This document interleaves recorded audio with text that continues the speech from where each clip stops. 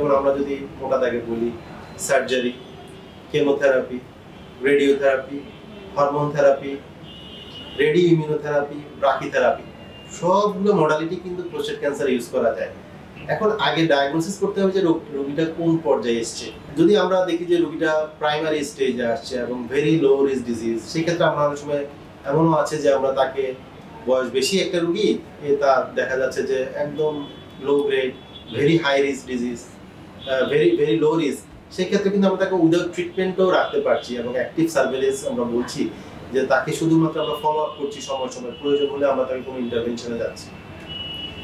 আবার একই বয়সী একটা রোগী যদি ভেরি হাই রিস্ক ডিজিজ থাকে, ভেরি হাই রিস্ক বা বলতে কোথাও ছড়িয়ে গিয়েছে বা তার ওই যে প্রোস্টেট ক্যান্সারের যে কোষগুলো সেগুলোর ডিফারেন্সিয়েশন বেশি বা গ্লিসন গ্রেডটা অনেক বেশি, সেক্ষেত্রে আমরা অনেকগুলো মডালিটি ইউজ করতে পারছি।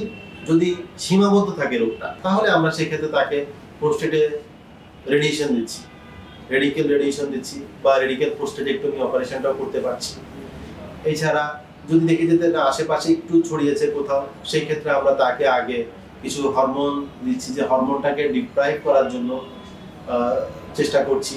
সেই ক্ষেত্রে এরপর তাকে আমরা আবার রেডিয়েশন দিয়েও চিকিৎসা করছি। আবার ক্ষেত্র বিশেষে আমরা ব্রাকিথেরাপির মতো মডালিটিসগুলো ব্যবহার করতে পারছি। যেহেতু প্রোস্টেট ক্যান্সারের মেইন হরমোনটা টেস্টোস্টেরন তৈরি হচ্ছে আমাদের অন্ডকোষ থেকে, সেই ক্ষেত্রে অন্ডকোষের সার্জারি করে ফেলা হচ্ছে এবং অন্ডকোষ সার্জারি করলে দেখা যাচ্ছে প্রায় 80% ক্ষেত্রে হরমোনগুলো ডিপ্রাইভেশন থাকে।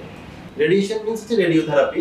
সেটা আমরা কারো যদি লো ভলিউম ডিজিজ থাকে, দেখা যাচ্ছে তার খুব একটা দুই একটা হাড্ডিতে ছড়িয়েছে, তাহলে কিন্তু আমরা তাকে কিউরেটিভ ইন্টেন্টেই, মানে কিউরেটিভ ইন্টেন্ট মানে হচ্ছে রোগীটা সুস্থ হয়ে যাবে এই আশায় করে আমরা কিন্তু তাকে রেডিয়েশনটা ব্যবহার করতে পারছি।